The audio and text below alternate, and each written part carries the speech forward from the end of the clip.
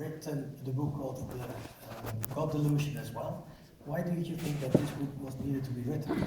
This version is for young people. It's for sort of 14, 15, 16-year-olds. And so it doesn't have the same references at the back. It doesn't have further books to read and so on. It doesn't have footnotes.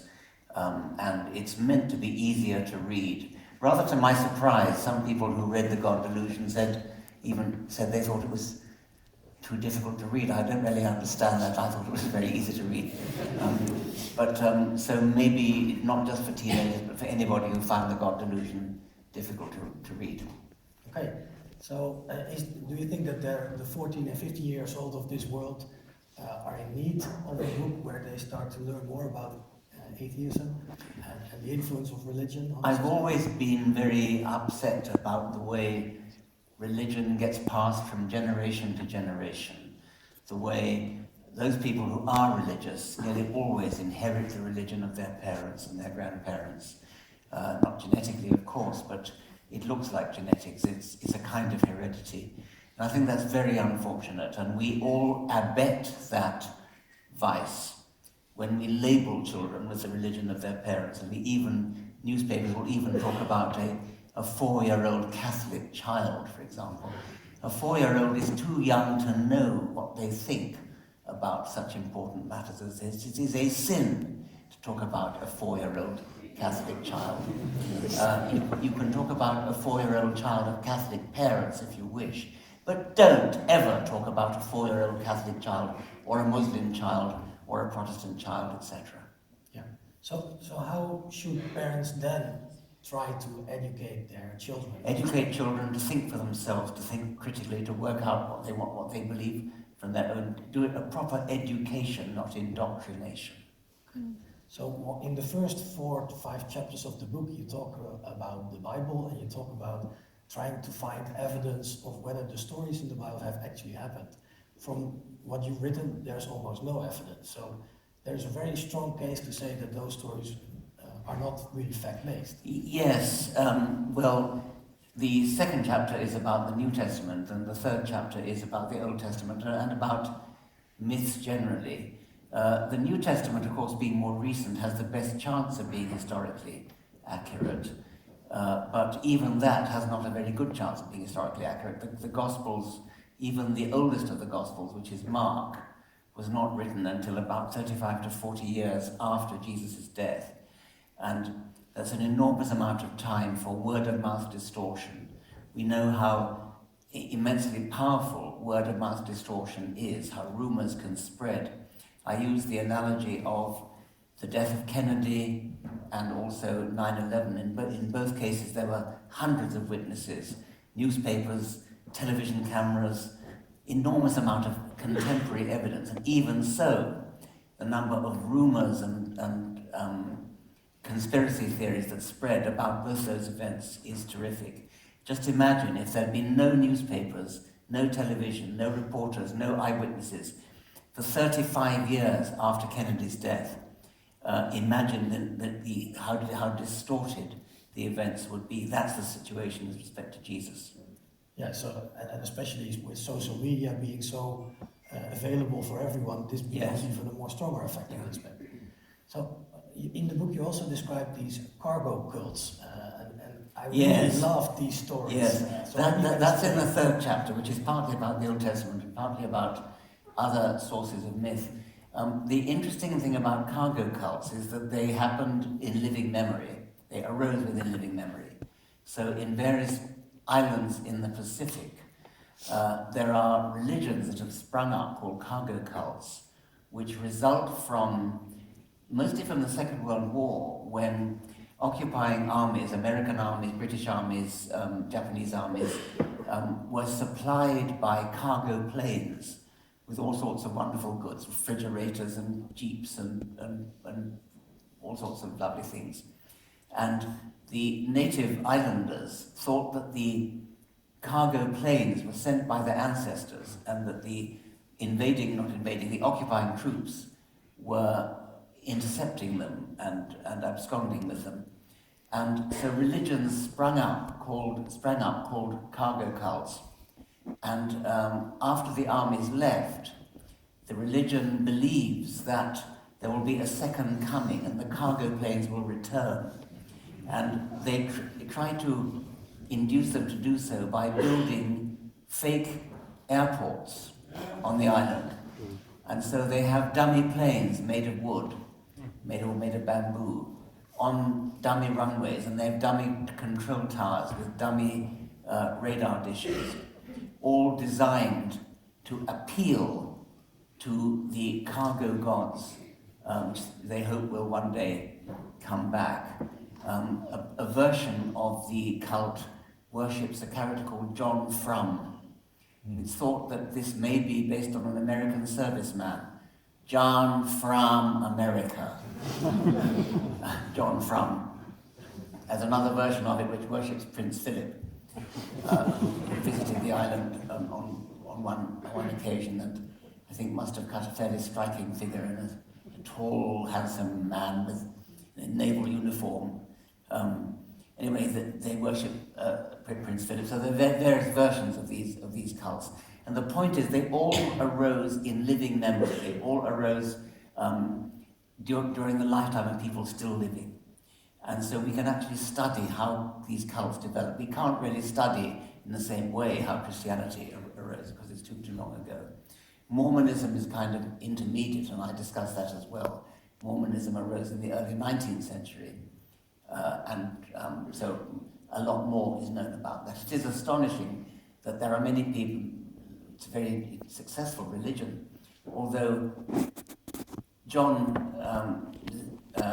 Smith, who founded it, was Joseph Smith who founded it, was obviously a fake.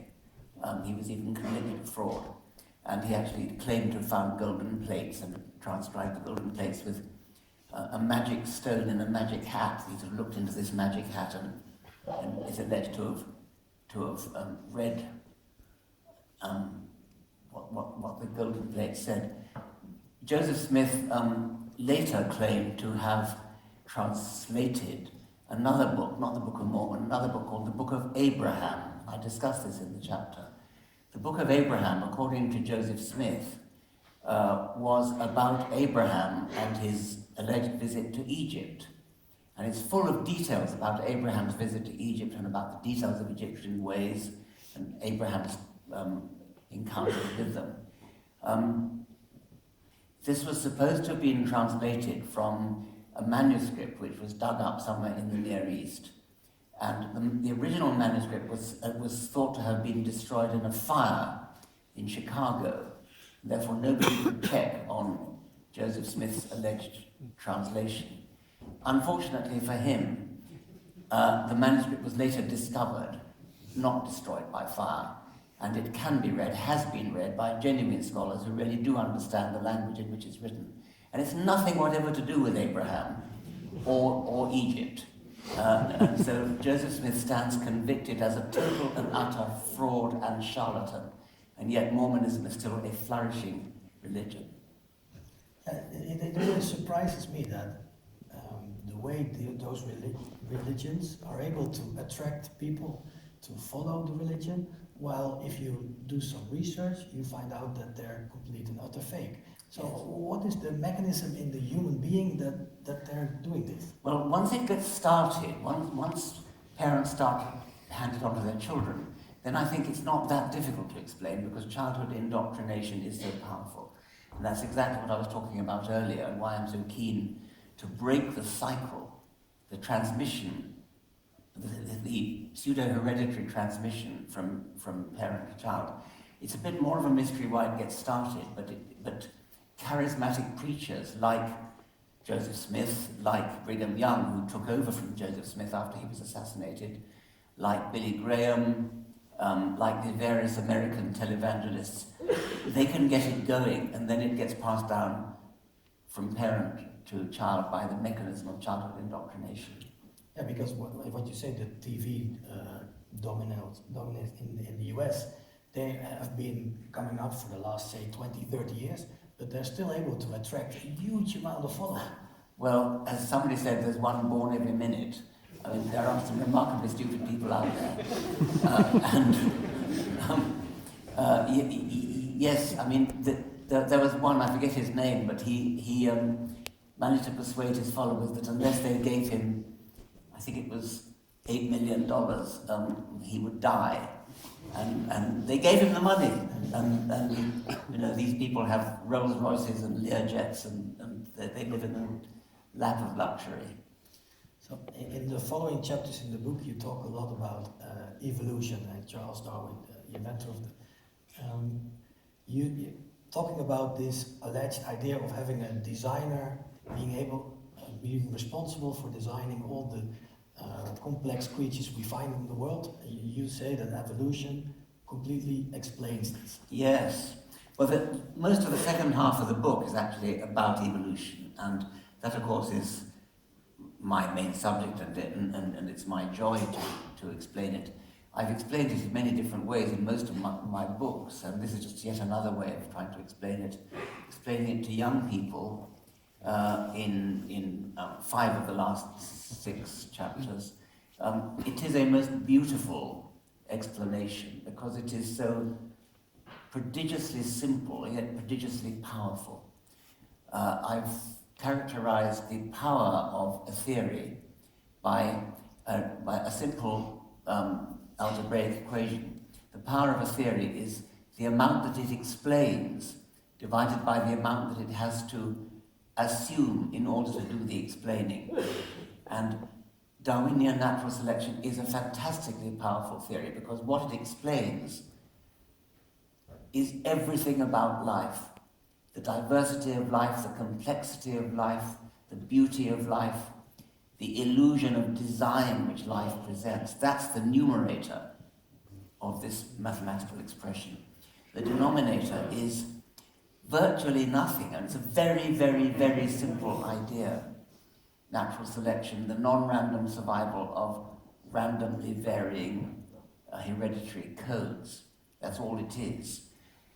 I think it's a bit of a mystery in the history of science why it took so long for this fantastically powerful yet fantastically simple idea to occur to a human mind. It eluded Aristotle, it eluded all the ancient Greeks, it eluded everybody until the middle of the 19th century when 2 or possibly 3 men, Darwin, Wallace and possibly Matthew, independently thought of it. Why did it take so long? Why didn't Newton get it? Why didn't Hume get it? Why didn't Aristotle get it? And I think the reason is that it's so ridiculously simple and yet so ridiculously powerful that nobody could possibly believe that any idea so simple could be so powerful. If you look at living things, it must have seemed utterly obvious to people that there had to be a designer because it is so complicated, so beautiful, so elegant. It seems to have design written all over it. How could it possibly be the result of just the unaided laws of physics? And it took real intellectual courage to tumble to the idea that you can actually explain it without a designer. Yeah. So, because I think a lot of people, they struggle when they see this octopus with these changing camouflage, what you describe in the book as well, that they have very much difficulty to understand that it could be the effect of having these genes being changed over these long time frames. Well, you're right. I tried in all my books, really, I tried to not minimize the scale of the problem. It is an immensely difficult thing to really believe that anything so complicated as the octopus skin. Let me say a bit about that, because there's a chapter which has quite a bit about that. Octopuses and squid and cuttlefish have the ability to change colour, not slowly like a chameleon. A chameleon proverbially changes colour, but it changes colour on a time scale of minutes. Flatfish, plaice and halibut and sole change colour on a time scale of minutes, but octopuses change colour on a time scale that we would recognise from a cinema screen. They actually appear to be playing movies over their skin. The movies that they play are ripples and eddies and apparent flashes of colour, things look like clouds rushing over the skin. It's as though the entire skin of an octopus is a television screen, and it pretty much is like a television screen because it's a three-colour system, like a television, like a modern television system, like a computer screen. If you look at a modern computer screen with a powerful lens, what you see is nothing but little pixels of three different colours: red, green, and blue, everything about all the moving pictures is conveyed by just changing the brightness of these three different coloured pixels. Well, octopus skin is just like that. There are three different colour pixels. They're not really electronic pixels, of course. What they are is little bags of pigment. And little bags of pigment can open out or close down, thereby display the colour of that pigment, which is yellow, red, or brown. I forget what the colours are. They're not the same as the computer screen. And so, and these are under nervous control, not hormonal control. So they are pretty much varying in what we think of as real time. You can, I've speculated that if only you could connect the nerves of an octopus up to a computer, you could actually play Charlie Chaplin movies on the octopus skin in full speed. There's a researcher who just for fun connected an iPod to a squid's nerve and played music to it, and the squid's pixels responded in rhythm to the music on the iPod. It's a spectacular picture. You can see these things dancing around, these dots of colour dancing around. It's worth Googling. Google something like squid skin music and you'll find it. The origin of life happened here on Earth. This is what we know. We know that in our solar system there are other places where life might have erupted as well. So what is your feeling about that? Well, Anna, this is more your subject than mine, but I'll answer you as best I can, and no doubt you'll contribute. I had always imagined that the origin of life on this planet was a pretty improbable event. It's not obvious why that is. So far we don't know how life originated on this planet. We know the kind of thing it had to be. It had to be the origin of the first self-replicating molecule. Probably not DNA, but something a bit like DNA. And I had always supposed this was pretty improbable. Some biologists even think that we are unique in the entire universe. If you believe that, then you would have to believe that the origin of life on this planet was a quite stupefyingly improbable event. So improbable that we're totally wasting our time trying to understand it. We should not be looking for a plausible theory. We should be looking for an immensely implausible theory. But that's only if you think we're unique in the universe. Now, the other extreme are some people in NASA, for example, maybe in your organization, who perhaps for commercial reasons want to believe there's life elsewhere in the solar system. As locally as that, maybe Mars, maybe one of the moons of Saturn or one of the moons of Jupiter. If we found life anywhere else in our own solar system, that would be a stunning result. That would immediately mean that life is ubiquitous throughout the universe. If it happened twice in one solar system, then it cannot be a rare event. It's got to be an immensely common event, and there's probably life around, billions and trillions of life forms. So I would love you guys to discover life. I must say, I'm pretty skeptical. I don't think that'll happen. I'd love it to happen. Mars used to be talked about as the best candidate. Nowadays, I think the moon Enceladus of Saturn, Saturn's moon Enceladus, and Titan, the moon of Jupiter. I've got that the right way around, I think. Saturn, yeah. are often talked about as promising candidates. And I think at least it's worth going there again to try to investigate that possibility.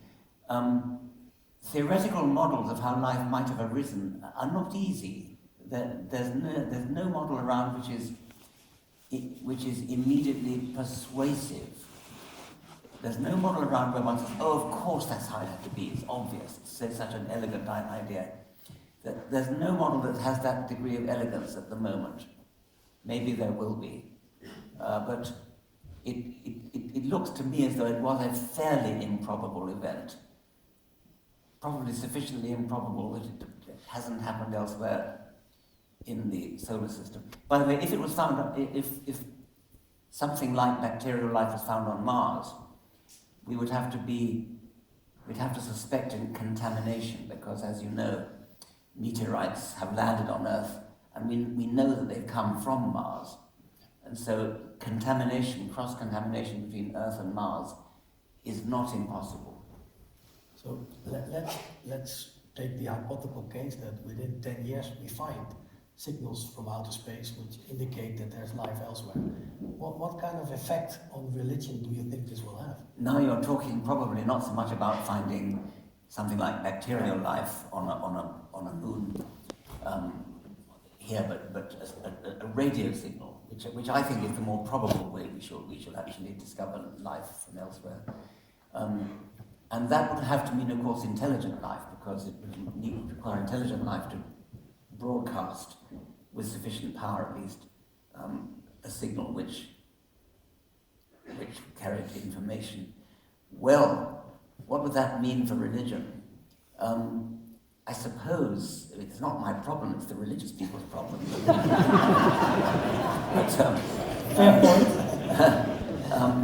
I suppose they would have to worry a bit about. Is there an equivalent of Jesus saving lots of other planets all around the universe? I mean, there's something a little bit parochial and local and petty, isn't there, about the idea that God came, quote, down to this planet in the form of a human being who needed to be sacrificed because of the sins of humanity. I mean, that's a pretty little local, pettifogging little idea, isn't it? I think somehow if we got a signal from outer space, that would rather put the kibosh on any kind of existing world religion. But they're pretty resilient lot, aren't they? Yeah, because that's what you talk about in your book as well, that religion, some of the religions are very capable of saying, okay, these are the gaps we still have in science, they must be attributed to something. Yes, the problem with gaps, of course, is they shrink all the time. And so if there's any religious people out there, don't put your faith in gaps, they're not going to last. So one of I know a couple of really good and famous scientists, and I always have the problem to understand how you could have science at one hand and religion on the other hand. So I wonder, what is your opinion on this? Yes, well, if you ask, as has been done, elite scientists of either the Royal Society of Britain and the Commonwealth or the National Academy of Sciences in America, the number who are religious, who claim to be religious, is about 10%, which in America is the exact opposite of the number of people in the population at large, where the great majority, about 90%, are. So the number of genuinely religious scientists is low, but as Neil deGrasse Tyson said, 10% is still 10%. You have to worry about that 10%. What are they doing? I suspect that some of them, at least, are not really religious in the sense that they believe in things like virgin births, resurrections. If you cross-question them, I suspect they will often turn out to be what they would call spiritual. Well, so am I in a way, and I expect you are as well. I mean, we are filled with wonder. We're filled with a sort of emotional reaction when we contemplate the Milky Way and the other galaxies. There is something utterly magnificent about the expanding universe, about the slow grinding of geological time's mills. We are moved, we get a lump in the throat, we feel an emotional, poetic response. And some of us might call that spiritual, and if we call it spiritual, we're in danger of being misunderstood as being religious. And so it may be that some of the 10% are in that category. But nevertheless, there are some who definitely are religious, not just virgin births and resurrections, but even young earth. The professor of astronomy at Oxford told me of a colleague of his in America who is a professor of astrophysics in America, who writes learned mathematical papers published in journals of astrophysics. Maybe you know who I'm talking about. And his mathematical papers are based on the assumption that the universe is nearly 14 billion years old. Yet he privately believes the universe is only 6,000 years old. Now, that argues for a level of doublethink, which is utterly beyond my comprehension. How anybody can hold down a job as a professor of astronomy and write learned mathematical papers assuming that the universe is billions of years old, yet privately believe it's only thousands of years old. How can you live with yourself having to hold in your head two such contradictory beliefs? There's another example. In this case, I know his name, Kurt Wise, who is an American geologist who was brought up as a fundamentalist, young earth creationist. And he studied geology at the University of Chicago, it's a very fine university, studied paleontology at Harvard, one of the finest universities in the world. And so he knows his geology, he knows his paleontology. He knows perfectly well that the rocks that he studies, that the rocks on Earth are 4.5 billion years old. Yet he privately believes that they're only 6,000 years old. And he's written a rather touching, in a way, on another way rather pathetic essay, explaining his beliefs, and he describes the following story. He says he got a pair of scissors and a Bible.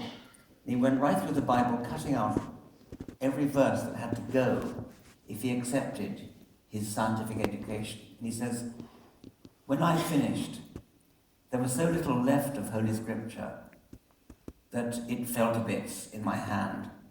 And he said, there and then, that night, I cast into the flames all my, and I thought he was going to say, all my fundamentalist religious belief, not a bit of it. He said, I cast into the flames my ambition and my desire to be a scientist. Even if all the evidence in the universe pointed to an old universe, an old Earth, I would still be a young Earth creationist. That means believe that 6,000 years old only. I would still be a young Earth creationist because that is what Holy Scripture tells me. Here I must be quoted Luther. Here I must stand. Well, now that is so sad. This man is educated. He knows the truth. He even admits he knows the truth. And yet, childhood indoctrination takes precedence. What a tragedy. What a waste of a perfectly good brain. Well, this reminds me of an experience I had myself talking to a person where we had a discussion on how old the Earth was and what the science was saying at that moment in time. And he said that after, say, 30 minutes of discussion, he ended saying that fossils are being put down in the ground by God for us to see. And that stopped the whole discussion. So what would be your advice for me to continue a healthy discussion? Well, I would say, do you really want to believe in a God who would play such a pathetic trick as that? Well, I think the person who probably should have said yes. So I mean, how could you worship a God like that? Yeah. So you also have a foundation which helps people especially in the US, I think, to educate children at a certain age to help them to become more of their own thinking. Yes. Well, my foundation is called the Richard Dawkins Foundation for Reason and Science, and it's recently merged with a much larger foundation called the Centre for Inquiry, which has been around for a long time and which not only fights against religion, but also fights against other kinds of superstition like homeopathy and telepathy and things like that. And one of the things we're doing is called TIES, the Teacher Institute for Evolutionary Science, which is run by a magnificent teacher called Bertha Vasquez in Florida, and she's teaching teachers how to teach evolution. The problem is that in America, middle school, I'm not quite sure what middle school means, but I presume it means sort of 12, 13, 14 maybe. Middle school teachers are of science, normally don't have science degrees, they're trained to be teachers, but they don't have an advanced degree in science. And in particular, they are ill-equipped to fend off the hostility that they meet when they try to teach evolution. They could get away with teaching physics and chemistry, that's okay. But when they try to, or cell biology or physiology, but when they try to teach evolution, they have experiences like children will abruptly turn their chairs around and face the wall, or put their fingers in their ears so they don't listen, or scream, no, no, no, when the teacher tries to teach evolution. And these unfortunate teachers are not adequately trained in how to deal with that. And so TIES, our scheme called Teacher Institute for Evolutionary Science, teaches teachers how to teach evolution. It equips them. Bertha runs workshops all over the states. She's run one now in at least every one of the 50 states in America. And she provides the teachers with teaching materials, with PowerPoint presentations, handouts, that enable them to explain to these children how immensely powerful the evidence for evolution is. I had a nice experience of that myself. We had, not quite sure how he got in, but we had a fundamentalist, creationist student at Oxford once. And he came from somewhere in America, and he very conscientiously attended my lectures in evolution. And at the end of the last lecture, he came to the front and thumped the table with his fist and said, "Gee, this evolution, it really makes sense." So education helps. Yeah, definitely. So, what will be the next book you will be writing? Jana Lensova and I are now working on a book called Flights of Fancy, which is nothing to do with religion. It's all about flight, all about flying. And flying is a lovely problem because there are all sorts of ways of getting off the ground. We discuss all of them in turn, not just how animals do it, but how humans do it, either with modern technology or with history of ideas. Like Leonardo da Vinci had various ideas for flying machines which couldn't work, but interesting ideas. He had a sort of design for a kind of helicopter, he had designed for a flapping wing, early history of ballooning, we deal with that as well. But mostly it's about the evolution of flight in insects, bats, pterosaurs, and birds. So flight has evolved independently 4 times. Plus a lot more times, not true flight, but gliding has evolved many, many times independently. Flying squirrels, so-called, flying frogs, flying snakes, flying phalangers, flying lemurs. Lots and lots of animals glide from high trees to lower trees, which could be a sort of intermediate stage towards flying. So something like crew flight has evolved 4 times, gliding of various sorts has evolved many times. And of course, independently human technology has evolved. Balloons and space rockets and planes and helicopters and things like that. So flights of fancy coming out in a couple of years' time, maybe, or maybe 1 year's time. Well, thank you. I would like to open up the floor now to questions from the audience. I would like to request you to keep the questions short. And We have the lights on in the house so we can see people, if possible. And I think there are people around with microphones who can give you. Could I say, just while we're waiting for that, I hope to sign books afterwards, and I just wanted to say there's quite a large audience here, and I hope all of you are going to buy the book. So, if that's true, what that's going to mean is that the signing line might be rather long, I think it will be, and that means it would be unfair on the people at the end of the line if we spend too long at the beginning of the line.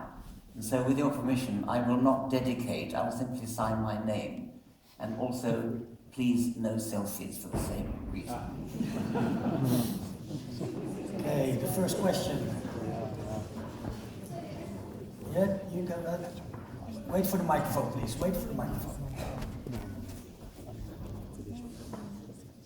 So, as a women's revolution activist, and I have a question from the Women's Revolutionary Organization. What's your message to the women and young people who are fighting against Islam and Islam government in the Middle East and particular Iran? I think probably the most powerful weapon against the evil of Islamism would be freedom of women. And that's difficult to achieve, but I applaud what is obviously your attempts to achieve that. If you can get women to rebel against the oppression which they're subjected to under Islam, then I think the battle would be halfway to being won. Yes, here.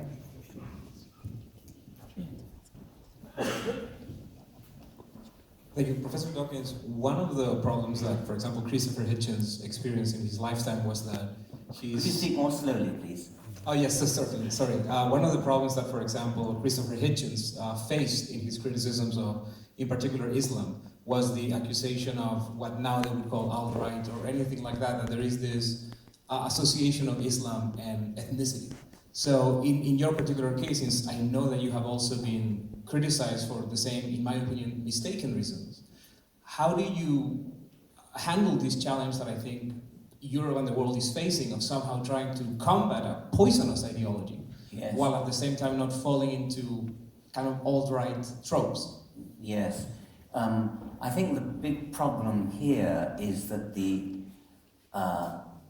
left, the liberal left, the people I regard as my own people, are letting the side down by betraying their own principles, their principles of feminism, their principles of supporting gay people, for example. They forget all about that in the case of Islam. And the reason they forget about it is so that Islam is allowed to get away with it. It's allowed to get away with oppressing women, it's allowed to get away with oppressing gay people, and all the other horrible things which a normal, decent, liberal left-winger would not abide. And the reason is that they think Islam is a race. And racism trumps everything. They're terrified of being thought racist. The fear of being thought racist trumps even the fear of being thought misogynist, etc. Well, the answer to that, of course, is that Islam is not a race. If you can convert to it or apostatize out of it, it's not a race. It's as simple as that. Islam is not a race, it's a religion, and many people do, of course, convert out of it, I'm glad to say. So that's the first thing I would say. The second thing I would say is that the principal victims of Islamism, the principal victims of persecution by Islam are Muslims themselves. So far from the normal accusation that if you're against Islam, you're against Muslims, far from it. You can be greatly in favor of Muslims as the principal victims of Islam, which of course they are.